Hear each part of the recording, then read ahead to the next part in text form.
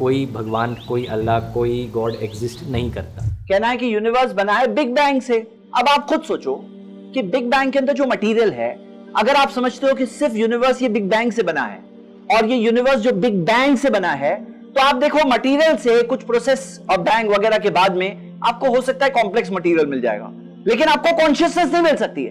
यानी अगर आप समझते हो कि ये मटेरियल कॉजेस से कॉन्शियसनेस पैदा हो जाएगी, जो कॉन्शियसनेस के इतने सारे एहसासात पैदा हो जाएंगे सिर्फ मटेरियल रीजन से, अगर हम समझते हैं कि सिर्फ एक बिग बैंग से ये सारी चीजें दिल में, ये सारे लोगों के अंदर जो सारे एहसासात, जो थॉट्स और ऐसी चीज जो person to person different subjective experience है, यानी हर इंसान का एक अलग फीलिंग होती है, तो अगर हम समझते हैं ये सब बिग बैंग से पैदा हो गया, तो ये तो ऐसी बात हुई getting something out of nothing. मतलब आपके पास मटेरियल से कॉन्शियसनेस कैसे पैदा हुई, ये बताओ।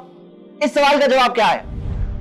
हम डैनियल बॉर जो रिसर्च साइंटिस्ट है कैम्ब्रिज के, उनका ये आर्टिकल जो न्यू साइंटिस्ट मैगजीन में प्रिंट हुआ था, उसके अंदर जो उन्होंने इस बात को डिपिक्ट किया है, इतना बड़ा कैलिडोस्कोप एहसासात का, कैसे ये 1300 ग्राम के दिमाग में से पैदा हो जाते हैं जब मटेरियल कॉजेस से उसको नहीं एक्सप्लेन कर सकते हैं। It suggest the existence of a conscious source, एक ऐसा कॉन्शियस सोर्स के वजूद की तरफ इशारा कर रहा है कि कोई कॉन्शियस सोर्स था। ब्रेन के अंदर जो सारे फिजिकल प्रोसेसेस, जो केमिकल रिएक्शंस होते हैं, उससे आपको आंसर मिल जाता है कॉन्शियसनेस का, ये उनका कहना है। यानी एक साइंटिस्ट जो प्रोफेसर रेवांसो, इन्होंने क्या कहा, जो फिनिश कॉग्निटिव न्यूरो साइंटिस्ट है, उन्होंने इन दोनों पोजीशंस का जवाब बहुत इफेक्टिवली अपनी किताब में दिया है। Proof of God from consciousness, यानी कि शूर, जो कॉन्शियसनेस है हमारे पास, उसमें से प्रूफ ऑफ गॉड, कि गॉड का प्रूफ जो हमें दिखता है, एक सोचने वाले को दिखाई देता है, कोई भी सोचने वाला समझ सकता है, कॉन्शियसनेस में से प्रूफ ऑफ गॉड। ये कौन सा प्रूफ है, आइए देखते हैं। सबसे पहले हम जो लिविंग बींग्स हैं, हमारे पास एक कॉन्शियसनेस है, एक शूर है। अब कंपेयर करो कि मिसाल के तौर पर कोई भी चीज हो, एक टोपी हो, एक बर्गर हो, इसके अंदर चीज का टुकड़ा हो, या किटली हो, तो केटल हो, इसके अंदर क्या कॉन्शियसनेस है, शूर है? नहीं है। लेकिन हमारे अंदर एक शूर होता है, और ये शूर के अंदर हम देखते हैं कि कई सारे फीलिंग्स हम लोग एक्सपीरियंस करते हैं, कई सारे टाइप के एहसासात होते हैं। एक ऐसा मामला है कि एक बहुत ही वाइड स्पेक्ट्रम है एहसासात का, जो हम सब महसूस करते हैं, और ये ऐसी चीज है जिसके लिए मुझे कोई प्रूफ देने की जरूरत नहीं, क्योंकि हम सब फील करते हैं, हम सब फील करते हैं। मैं ये बात क्यों बोल रहा हूं?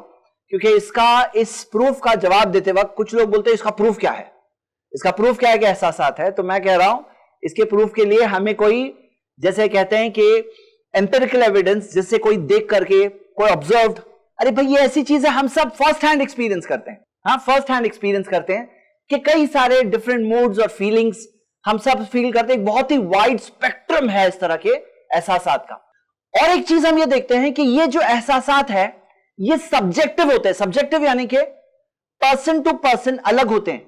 यानी कि मिसाल के तौर पर एक सेम चीज से, सेम टाइप के चीज से, जैसे फॉर एग्जाम्पल एक बच्चा, उसे किसी ने बहुत बुरी बात कही, अब वही सेम बात सुनकर के एक बच्चा रोएगा, हाँ, बहुत थकावा फील करेगा, और कई सारी चीजें ऐसे कहेगा, ऐसे कि अकेले रहे, और डिप्रेस फील करेगा।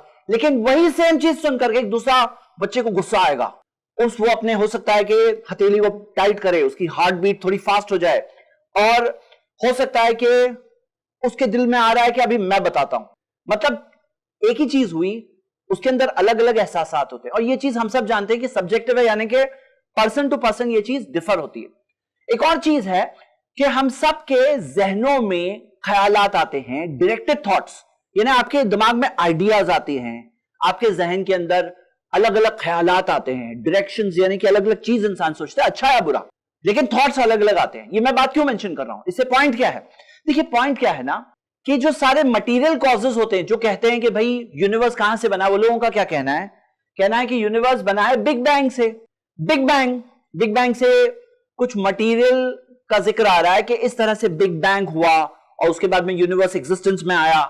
अब आप खुद सोचो कि बिग बैंग के अंदर जो मटेरियल है, अगर आप समझते हो कि सिर्फ यूनिवर्स ये बिग बैंग से बना है, और ये यूनिवर्स जो बिग बैंग से बना है, तो आप देखो मटेरियल से कुछ प्रोसेस और बैंग वगैरह के बाद में आपको हो सकता है कॉम्प्लेक्स मटेरियल मिल जाएगा, लेकिन आपको कॉन्शियसनेस नहीं मिल सकती है।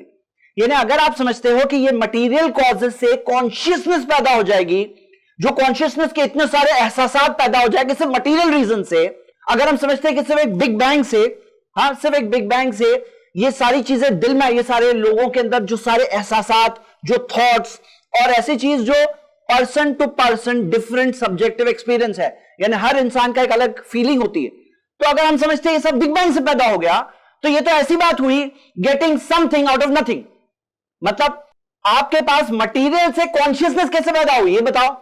इस सवाल का जवाब क्या है? इस सवाल का जवाब कि कोई चीज कॉम्प्लेक्स मटेरियल से आप बोलोगे कॉम्प्लेक्स मटेरियल बन गया, और ये बात समझ में आ सकती है, लेकिन मटेरियल से कॉन्शियसनेस जो शूर पैदा हो गया, ये कैसे हो सकता है? ये तो ऐसी चीज है getting something out of nothing, यानी कि नहीं था, कॉन्शियसनेस नहीं थी, सिर्फ मटेरियल था, मटेरियल से कॉन्शियसनेस कैसे आ गई?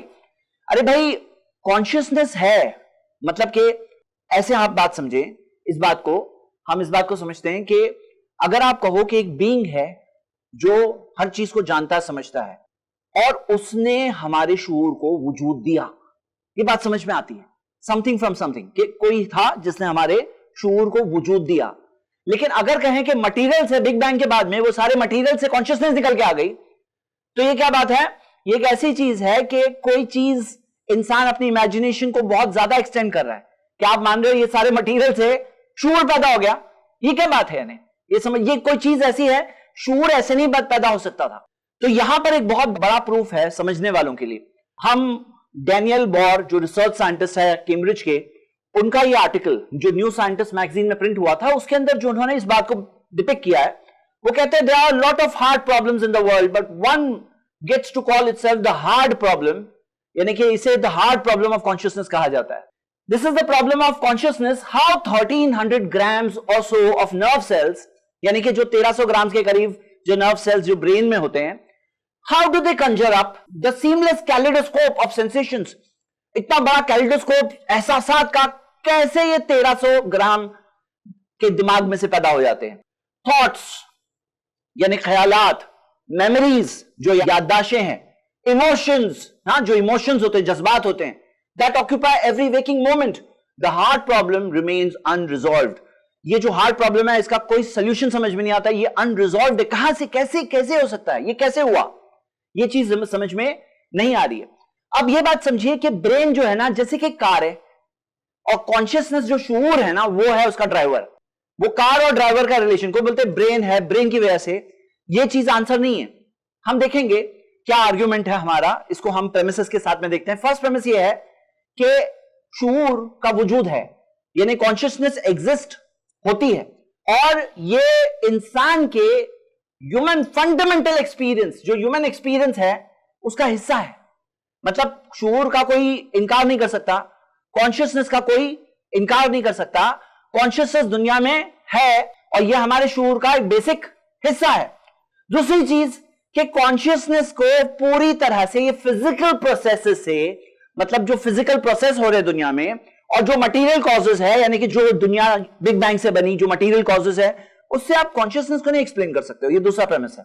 तीसरा premise, if consciousness can not be explain by material causes, जब मटेरियल कॉजेस से उसको नहीं एक्सप्लेन कर सकते हैं, it suggest the existence of a conscious source. एक ऐसा कॉन्शियस सोर्स के वजूद की तरफ इशारा कर रहा है कि कोई कॉन्शियस सोर्स था। Therefore, the existence of consciousness is best explained by the existence of a conscious being called God. यानी कि जो सारे एहसासात और शूर है, ये एक कॉन्शियस बीइंग जिसके पास इल्म है, जो सब चीज जानता है, जो हर चीज को समझता है, हर चीज को अंडरस्टैंड करता है, उसके वजूद की तरफ वो चीज इशारा कर रही, ये बेस्ट एक्सप्लेनेशन है। यानी कि अगर कोई कहे कि कहां से पैदा हुआ, ये सब मटीरियल चीजों से कॉन्शियसनेस पैदा हो गई, तो हम कहते हैं is this the best explanation, या बेस्ट एक्सप्लेनेशन क्या है कि कॉन्शियस बीइंग के वजूद से हमें प्रूफ मिलता है गॉड के एग्जिस्टेंस का, कि कॉन्शियसनेस जो पैदा हुई एक कॉन्शियस बीइंग यानी कि गॉड अलमाइटी, यानी कि ऊपर वाला खालिक, जिसे हम अल्लाह कहते हैं अरबिक में, उसके वजूद से बेस्ट एक्सप्लेन होता है। यानी सवाल का जवाब, जो आपके पास जवाब नहीं है, हमारे पास जवाब है कि कहां से कॉन्शियसनेस पैदा हुई, हमारे पास जवाब है, और जो बेस्ट आंसर है, this is the best explanation. अब यहां पे आइए देखते हैं कि वो लोग क्या कहते हैं। और मैंने जो सारे आर्ग्यूमेंट्स आपके सामने पुट अप कर रहा हूं, मैं बहुत टाइम स्पेंड करके अदर साइड की वीडियोस देखता हूं, अदर साइड की आर्टिकल्स रीड करता हूं कि आखिर में डिबंक करने के लिए वो क्या कह रहे हैं, उनके पास क्या है। तो मुझे ब्रॉडली स्पीकिंग ये 3 टाइप की चीजें मिली। सबसे पहली चीज, वो कहते हैं कॉन्शियसनेस है ही नहीं, कॉन्शियसनेस है ही नहीं, ये सिर्फ एक इल्यूजन है, ये सिर्फ एक इल्यूजन है, इसकी कोई एम्पिरिकल एविडेंस नहीं है, यानी कि किसी ने देखा कॉन्शियसनेस दिखी मुझे, हां मैंने लिखा, ऐसे ऐसे एम्पिरिकल एविडेंस नहीं मौजूद है। अब ये क्या चीज है, प्रॉब्लम का जवाब नहीं दे रही है, ये प्रॉब्लम को इग्नोर कर रही है और बल्कि रीडिफाइन कर रही है कि इंसान होने का मतलब क्या है। बोले इंसान के अंदर एहसास नहीं होते हैं, ये सिर्फ एक इल्यूजन है, यानी कि हम इंसान क्या है ना, इंसान होने को रीडिफाइन कर रहे हैं सिर्फ सवाल का जवाब देने के लिए, सवाल का जवाब देने के लिए, क्योंकि सवाल का जवाब नहीं है उनके पास।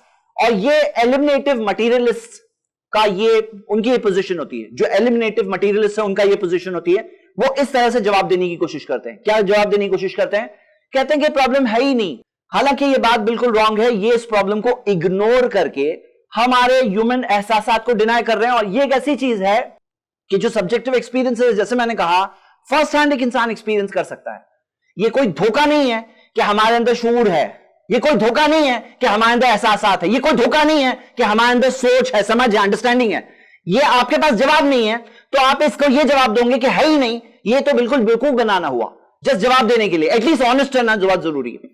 सेकंड क्या आंसर है, सेकंड जो रिडक्टिव मटीरियलिस्ट ने दिया है, वो क्या कहते हैं, सब्जेक्टिव कॉन्शियसनेस एग्जिस्ट होती है, ये लोग डिनाई नहीं कर रहे हैं, ये कहते हैं फिजिकल प्रोसेसेस जो होते हैं ना of the brain can explain consciousness, कि जो फिजिकल प्रोसेस होते हैं ब्रेन के अंदर जो सारे फिजिकल प्रोसेसेस, जो केमिकल रिएक्शंस होते हैं, उससे आपको आंसर मिल जाता है कॉन्शियसनेस का, ये उनका कहना है। अब ये हकीकत में जो सब्जेक्टिव एक्सपीरियंसेस होते हैं, मतलब केमिकल्स के अंदर क्यों ऐसा होता है कि एक आदमी के अंदर ये रिएक्शन और ये एहसास होगा, दूसरे इंसान का दूसरा एहसास होगा, ये कैसे, मतलब सब्जेक्टिव एक्सपीरियंस का आंसर नहीं है ये चीज। अगर वो कहें इसके अंदर सब्जेक्टिव एक्सपीरियंसेस का वो जवाब नहीं दे सकते। मैं इसके अंदर ये दोनों सवालों का जवाब एक खुद यानी एक साइंटिस्ट जो प्रोफेसर रेवांसो, इन्होंने क्या कहा, जो फिनिश कॉग्निटिव न्यूरो साइंटिस्ट है, उन्होंने इन दोनों पोजीशंस का जवाब बहुत इफेक्टिवली अपनी किताब में दिया है। इस किताब के अंदर consciousness the science of subjectivity, वो कहते हैं still it seems clear to talk about neural firings, activations and deactivations in different brain areas और oscillatory synchrony in neural assemblies is not at all the same thing as talking about feelings of pain, sensations of color, passionate emotions of inner thoughts and never will be। वो कहते हैं कि जो physical functions है ना सारे, ये physical functions को आप इक्वेट नहीं कर सकते हैं कि जो पेन का एहसास होता है, दर्द का एहसास, हाँ, जो एक एक इंसान में अलग अलग होता है, और जो सेंसेशंस ऑफ कलर, कि भाई कलर आपने ग्रेड कलर को देखा, सपोज करो आप ब्लैक को देख रहे हो, क्या एहसास हो रहा है, अलग अलग एहसासात होते हैं। वो कहते हैं कि इसके अंदर जो पैशनेट इमोशंस होते हैं, जो हमारे अंदर के ख्यालात होते हैं, बोले ये सब और ये दोनों इक्वेट नहीं कर सकते आप इसको इक्वल नहीं कह सकते।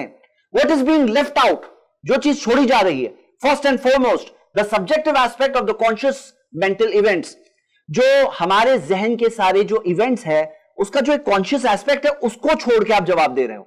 तो यानी इसे बहुत इफेक्टिवली उन्होंने डिबंक किया है। थर्ड पोजीशन जो हमें मिलती है, जो बिहेवियरिज्म, इन्होंने क्या कहा, जो बिहेवियरियस, वो क्या कहते हैं, वो कहते हैं कॉन्शियसनेस क्या है, शूर क्या है, वो कहते हैं sure is what the way we act, हम किस तरह से बिहेव करते हैं, rather than the way we are. मतलब वो कहते हैं मिसाल के तौर पर एक इंसान को दर्द हुआ, उसने चिल्लाया, और दूसरे दर्द हुआ, उसने बर्दाश्त किया। हाँ, वो बोल रहे हैं कि कॉन्शियसनेस जो है ना, हम किस तरह से बर्ताव कर रहे हैं वो है, ना कि ये वो उसका क्या वजूद है। मतलब इन लोगों को जवाब देने के लिए उन्होंने क्या किया, फिर से कॉन्शियसनेस का इनकार किया और कहा ये किस तरह से हम एक्ट कर रहे हैं, ना कि वो चीज किस तरह से है।